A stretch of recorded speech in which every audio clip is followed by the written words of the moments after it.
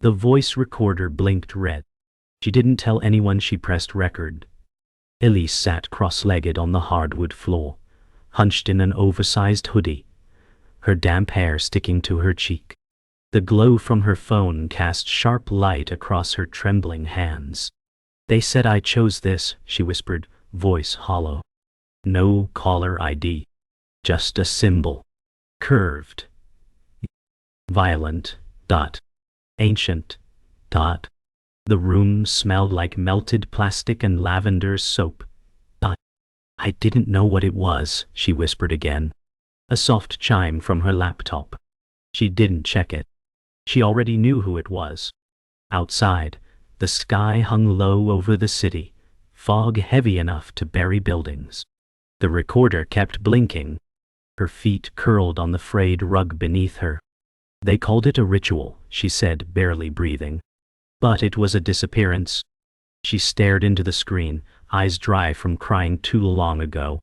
A symbol pulsed. The lights flickered. Then silence, deep and waiting. Her hand hovered, not over the end call button, but the join link. She had already clicked it. She hadn't left the apartment in over 48 hours. Elise sat by the front door, not because she was ready to leave, but because she needed to believe she could. The hallway beyond it was silent. Her phone had no bars. The TV wouldn't turn on. Her mother's last message was still unread. 4 missed calls. 1 text from an unknown number. "We're waiting." Elise whispered, "I didn't ask for this," to no one in particular. She had unplugged the router, smashed the webcam, deleted every app, and still the laptop chimed every night. The symbol never left. Not even when she reset the hard drive. The phone in her hand blinked once and lit up again. She didn't touch it. Elise turned it off. The screen lit up again. "They don't need the internet," she whispered. "They just needed me to say yes." Elise had clicked join 3 days ago. It started with a simple post: "Your voice matters more when it echoes." The site was called Vesselite. There were no avatars. No moderators. Just anonymous threads labeled with words like fear, relief, witness. She clicked witness. The first post read, "You've already seen it. Now we see you." She smiled then. Thought it was performance art. Until her webcam blinked on. No prompt, no app. She slammed her laptop shut. A second later, her phone buzzed. A message: "Thank you for showing us your face." She blocked the number. The symbol appeared again. She formatted her laptop, reinstalled the OS, and when she turned it back on, the login screen simply read, "Welcome back, Elise." She heard the voice through her earbuds. No video. No pop-up. Just sound. A woman's voice, kind, careful, calm. "You're almost through." Elise tore them out. Her skin crawled. But when she threw them across the room, the voice continued from the laptop speaker. It didn't threaten. It invited. She turned the volume off. The voice didn't stop. "The door is open," it said. Elise shut the laptop. Pulled the battery out. Still, the voice lingered like a perfume she couldn't wash off. That night, her screen remained dark, until 3:33 a.m., when one word glowed red on the black screen: "Come." She didn't sleep. Didn't speak. She just sat in the dark and tried to forget that for 1 second she had wanted to follow it. Elise dreamt of doors. Long corridors of identical white ones, perfectly spaced, perfectly silent. Some opened to static. Some opened to nothing. But one, black, smooth, handleless, pulsed like a living thing. She walked to it barefoot. Her breath fogged in the cold. As her hand reached for it, the door said, "You are almost home." She woke up, gasping, drenched in sweat and frost. Her laptop closed, glowed red again. "Open it," blinked in block text. The lights in her apartment surged, then died, except the screen. She screamed, but her voice sounded swallowed, muted. The room was listening. Her decision wasn't whether to escape. It was whether she had already accepted the invitation. Elise told herself she could leave anytime. That it was just a forum. Just a screen. But every time she tried to log out, the site refused. No error, no warning. The logout button simply disappeared. She searched for help, typed out messages, but when she pressed send, the text dissolved mid-keystroke. The posts on Veselite changed daily. No timestamps. No replies. Just raw, anonymous emotion typed like confessions. She watched me sleep again. I dreamed of wires inside my ribs. Elise felt both horrified and seen. Like the posts were written just for her. Or worse, by her. The symbol now appeared when her phone rang. She started hearing it in white noise. In the hum of her fridge. In her breath. One morning, she found a new message. You're ready for phase 2. She hadn't agreed to anything. But deep down, she knew she had. She clicked. The screen went black. Her webcam light blinked. Again. She started seeing people in the threads. Not usernames. Faces. Faint images like they were embedded inside the code. One girl appeared often. Long black hair. Wide-set eyes, never smiling. She wasn't posting. She was watching.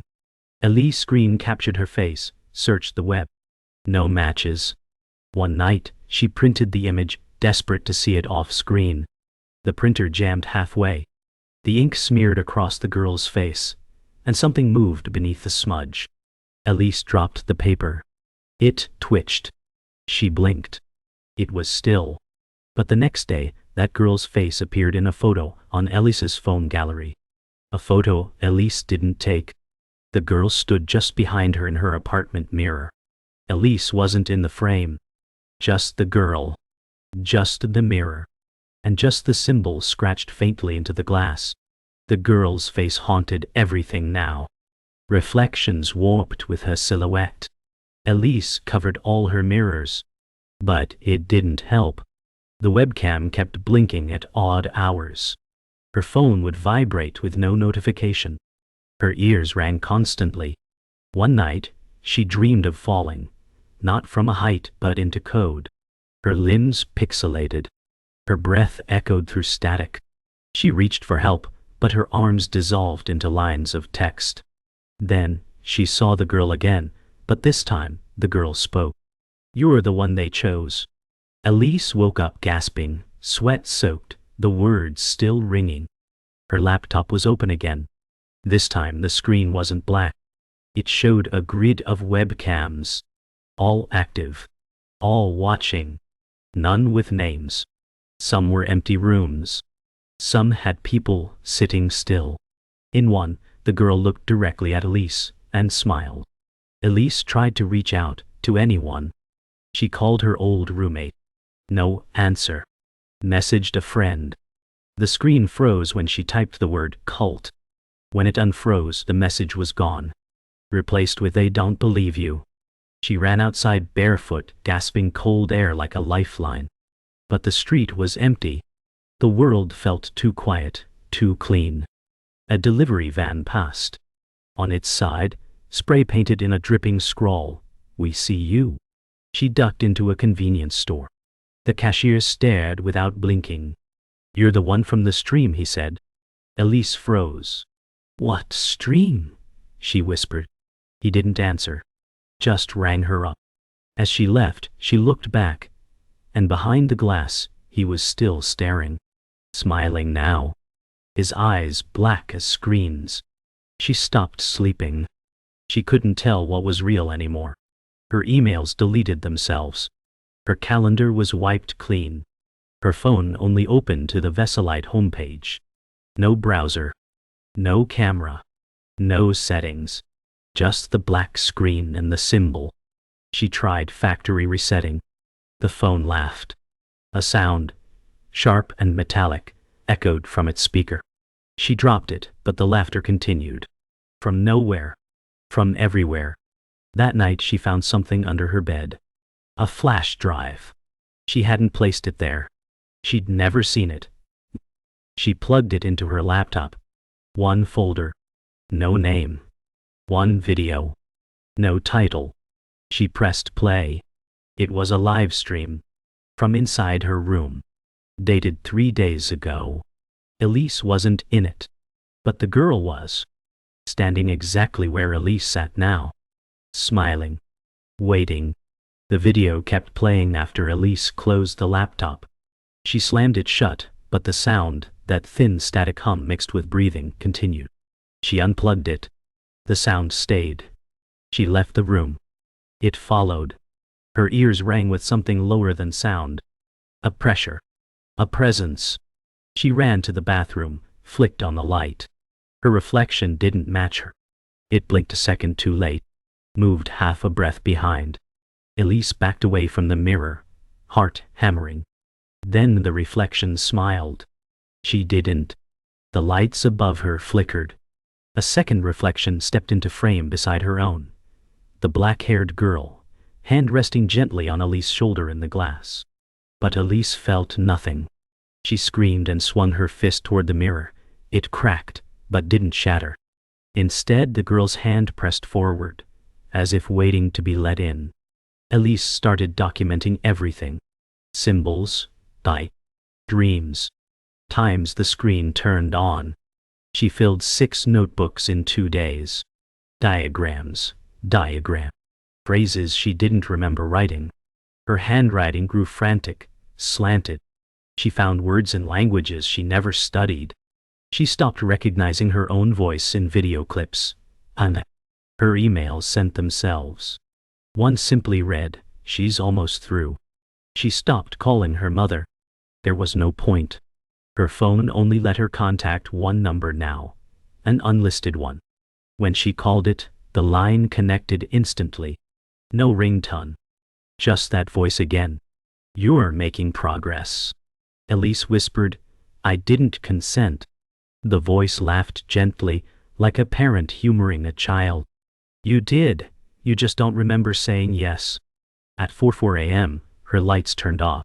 All at once. Power gone. Outside, the street lights still burned, but her apartment was a dead zone. Except the screen. Her laptop opened itself again. White text on black. Final witness test begin. Elise hovered her hand over the keyboard. The symbol blinked. She typed. "No." The screen responded instantly. "Incorrect." The webcam blinked. A window popped up, a live feed of her own face. But the background wasn't her apartment. It was black, infinite. Her reflection was still. Elise moved. Her reflection didn't. She reached toward the screen, and the other her smile. "Are you ready to let go now?" it asked. Elise slammed the laptop shut. This time it stayed shut. But the voice spoke from behind her. Not the laptop. Not the phone. From the room. From her. Elise barely left the bed now. Sleep blurred into waking. Dreams bled into memory. Her calendar reset daily. Every event reading witness cycle. Incomplete. She tried leaving the apartment again, but the hallway was different. Wrong proportions. More doors. Fewer windows. Her neighbor's unit had no number. The elevator only had one button now, with the symbol. She stepped back inside. Her reflection in the TV turned toward her before she did. The girl appeared more often now. Not just in mirrors. In screens. In reflections, in spoons. Her mouth moved, but the words came from Elise's own throat. She started hearing thoughts that weren't hers. Or maybe they always were. Maybe she'd never been alone in her mind at all. Her world shrank to 3 objects. The screen, the voice, the girl. She stopped eating. The fridge was empty anyway. Packages arrived without being ordered. Always black boxes, sealed with the symbol. Inside, candles, wire, a blindfold, and once, a photograph of herself sleeping. Her eyes open in the image. She hadn't taken it. Her phone camera had no saved photos. Her laptop now had only one folder, offering. It was locked. No password prompt. Just a symbol. She touched it once. The screen blinked. The message read, "What will you give?" Elise stared at her reflection in the darkened screen. "I don't know," she whispered. Then her own face responded, without her moving. "Whatever they ask." The door wouldn't open. Elise turned the knob. Yanked. Kicked. Ink. Nothing. No sound from the hallway. No footsteps. No neighbors. Her phone had no signal. The clock blinked. 11. 11. Stuck. Point. She pulled the fire alarm. Nothing. No siren. Not even silence, just a low humming now embedded in the walls. Like the building was breathing. The power didn't go out, but the outlets stopped working. Her fridge buzzed but didn't cool. The water ran black, then stopped entirely. The only thing that worked, the laptop. Always on. Always ready. The symbol changed color now. Sometimes red. Sometimes violet. Once it pulsed gold. She heard something that night through the vents. Not words. Just the sound of someone breathing, but not like they were asleep. Like they were waiting. Directly above her. Then another sound. A soft knock. From inside the closet. Slow. One. Repeating. Elise stacked furniture against the closet door. She sat awake all night watching it. The knock never returned, but the door swelled slightly, like something behind it was breathing with her. At sunrise she heard typing. Not hers. From the laptop. Bill. She stepped closer. A new message, "It's time to witness." Below it, a file. Audio only. She pressed play. Static. Then the voice. Her own. But warped. Dreamlike. Repeating the words. "I give myself freely. I give myself completely." Elise recoiled. She didn't remember saying that. Didn't want to. But deep down, she knew the voice wasn't lying. She had said it. Or thought it. Or dreamed it. Either way, it was inside her now. She ripped the battery from the laptop. Now soon. It stayed on. The message changed. There is no off switch. There never was. She stopped using her name. She couldn't remember it sometimes. She looked in the mirror and saw nothing familiar. Just a shape mimicking her expressions. She whispered, "I am not her," and her reflection whispered back, "Then who are you now?" The outside world was gone. Her windows only showed thick black fog. No street. No sky. Just endless dark, like the apartment floated in space. She tried the emergency exit. It was gone. Just a wall where it used to be. She searched her apartment floor plan. It had never existed. Only one way remained. The screen. It showed a countdown now. 4 hours. No label. Just ticking. Elise asked, "What happens at 0? The screen answered, "You begin." She fell back onto the floor. And for the first time, the girl from the mirror stepped out. Not physically. Not visually. But Elise could feel her in the room. The countdown hit 0 at 3:33 a.m. The lights dimmed. Then came the sound, a deep, echoing tone like a bell struck underwater. Her laptop screen filled with white. Just white. Elise stood, slowly, like in a trance. The closet door creaked open on its own. Inside, the symbol pulsed on the far wall. Drawn in chalk. Candles were arranged in a circle around an empty space just big enough for her to sit in. She didn't remember drawing it, but her handwriting was everywhere. Give. Witness. Empty. Begin. The girl's voice echoed now from nowhere. "You may enter." Elise stepped in. Her body obeyed before her mind did. As soon as she sat, the screen shifted. Her face, broadcast live. A chat window flickered open. Names poured in. Dozens. Hundreds. All watching. No one typing. until one message appeared. "We are ready." She spoke. Not her words. The voice came from her mouth, but the cadence was wrong. Old. Wold. Rhythmic. Whitesy. Like scripture. Her eyes glazed, and her limbs twitched as though responding to something unseen. The candles lit one by one without flame. Her breath sensed with the hum vibrating through the walls. She felt herself disappearing, not physically, but like a memory being overwritten. On the screen, the viewers continued watching. Names still poured in. Then one final message appeared in bold. "She is ready." Elise's voice stilled. The symbol appeared again, now marked in her eyes like a brand. A second camera feed opened. It showed another girl. A new one. Sitting in a different room. Terrified. Watching Elise. The cycle had started again. Elise was no longer the victim. She was now the face that others would see. It didn't end after the ritual. The live stream never stopped. The viewer list grew.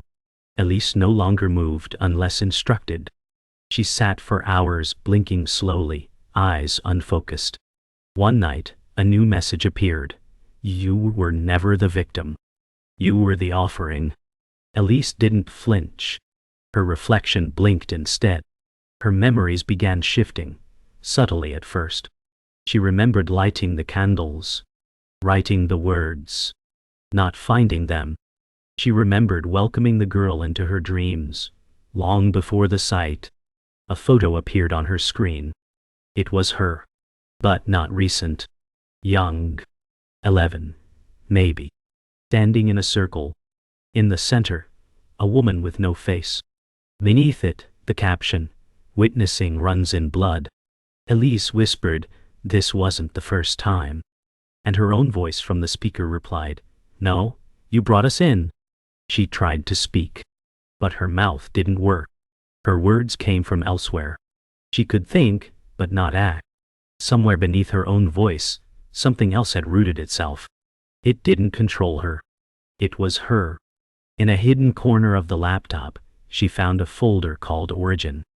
Inside were hundreds of videos. All women. All alone.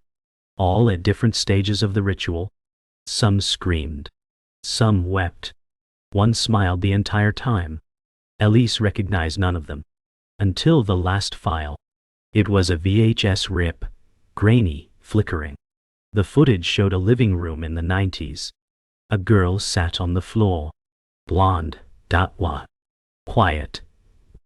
Her mother behind the camera asked, "Do you remember what to say, sweetheart?" The girl nodded and whispered, "I welcome the witness into me." The girl was Elise. 10 years old. Elise remembered now. The girl wasn't haunting her. She was becoming her. The girl wasn't a stranger. She was what Elise became when she let go. That's why no one came to save her. She was never lost. She had returned. Returned to something she helped build. She remembered the online forum wasn't discovered. It was designed. She built it. Not now, years ago. The site's back-end code was familiar. Her password opened every locked file. Witness cycle, Vandilar. Mira, Alpha. Elise had made the architecture. Forgotten. Will be savvy. Buried it. Or maybe let it sleep. She stared into the mirror and whispered, "Who am I?" The mirror didn't reply. But the girl in the reflection raised her hand and pointed, not outward, but at Elise's chest. Then the message appeared again on screen. She was never missing. She was waiting for permission. The realization didn't bring peace. It brought clarity. The cult was never about converting outsiders. It was about triggering re-entry. Elise was never recruited. She was retrieved. Everything had been tailored to her. The messages, the voice, the ritual. Her screams had been echoes from earlier cycles. She had chosen this. Long ago. Willingly. The final message arrived just before midnight. The vessel remembers its shape. She opened the last locked file. A text document. Just one sentence, "You gave her away." Elise fell to her knees. The girl in the mirror smiled wider than before.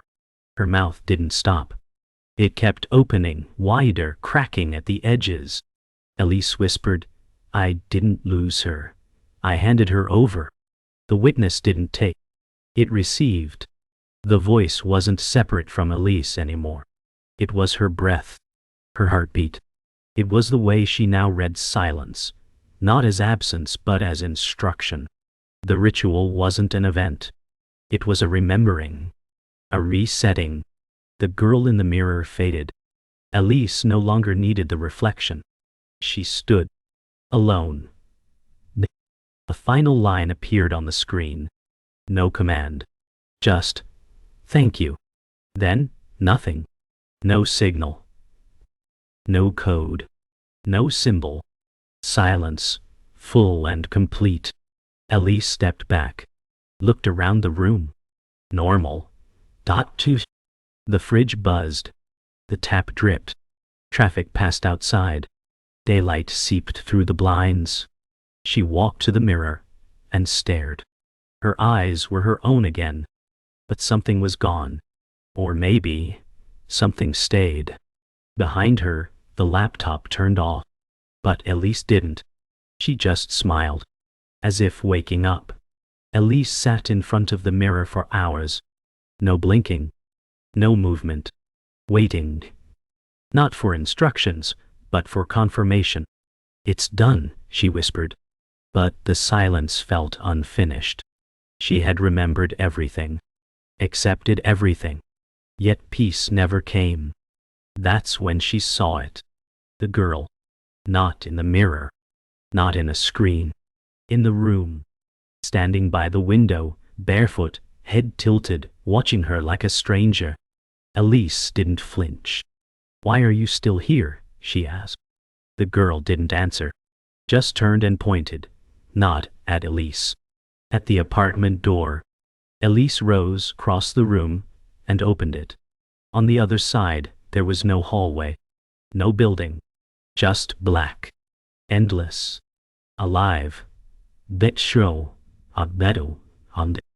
Breathing. The girl stood behind her now.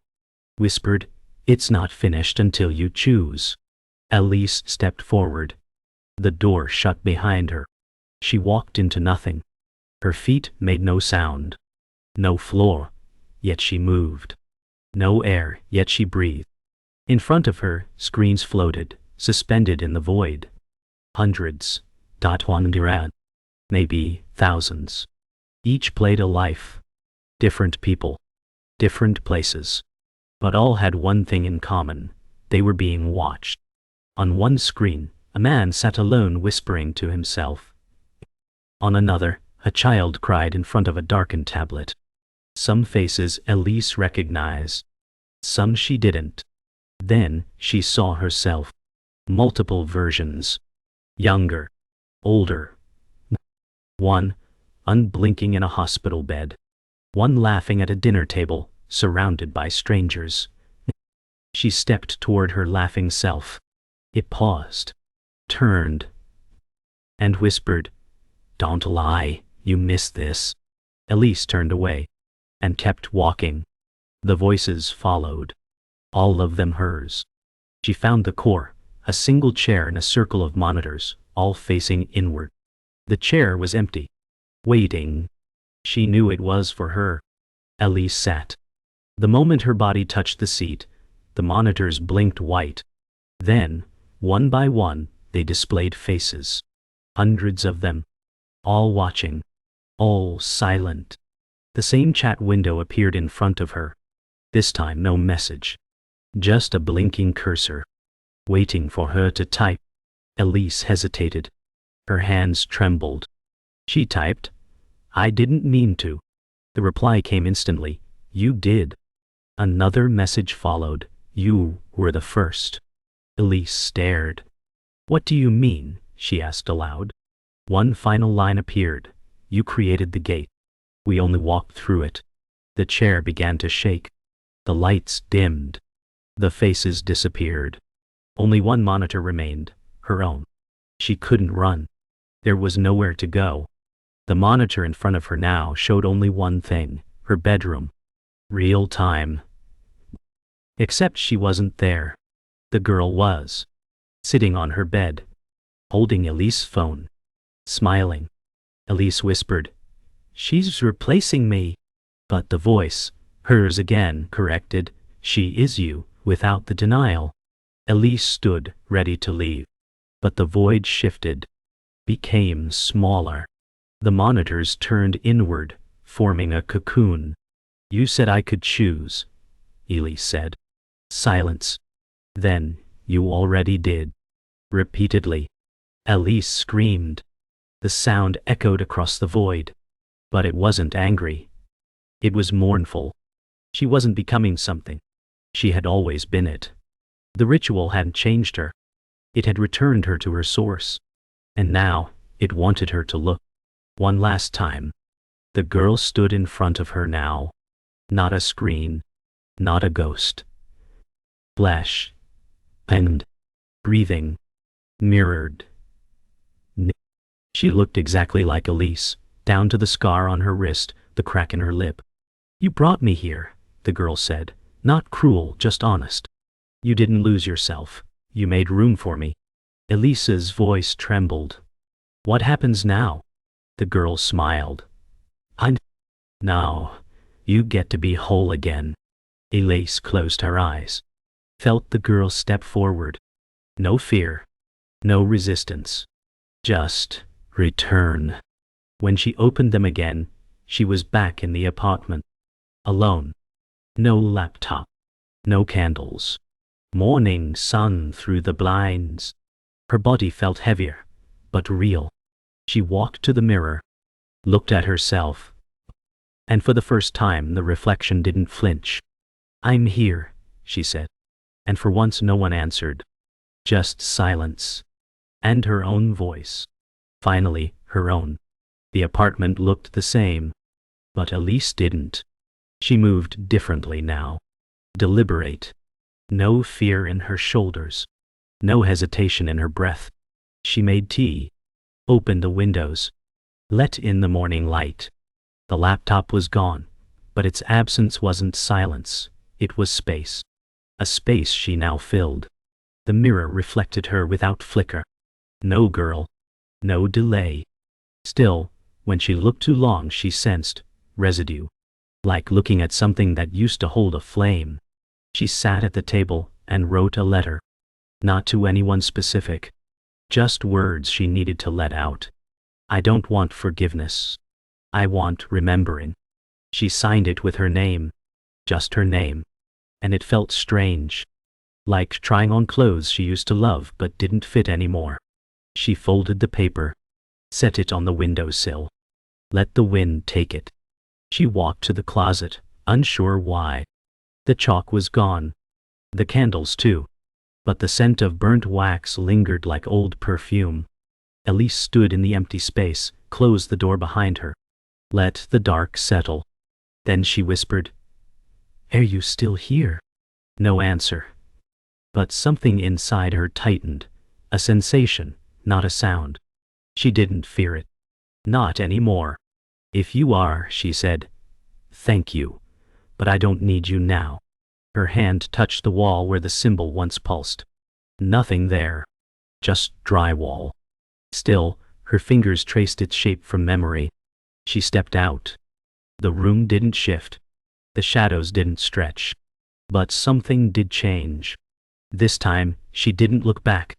Elise walked through the city for the first time in weeks. It felt unfamiliar, louder, brighter, sharper. Faces passed her like noise. She didn't recognize anyone. Or maybe she had stopped needing to. She passed a shop window and caught her reflection. For the briefest moment, her eyes flickered black.